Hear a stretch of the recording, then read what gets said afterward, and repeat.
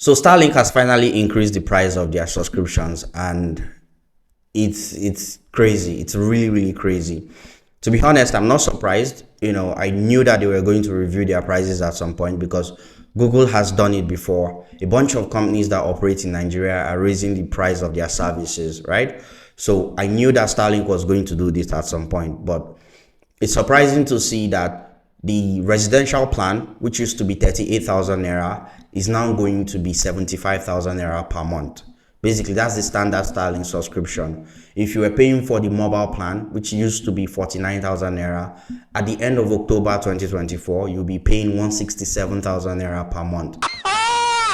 It would cost you almost 100,000 naira or over 100,000 naira to renew your Starlink starting from the end of October 2024.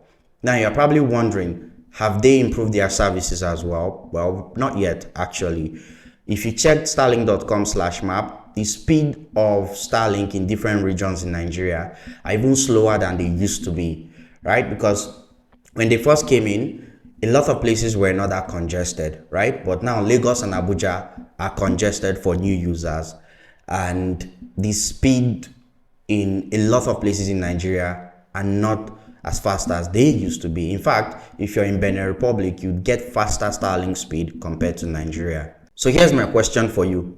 Will you be renewing your Starlink subscription at the end of October 2024, or will you go back to the old ISPs you were using before? Let me know in the comments.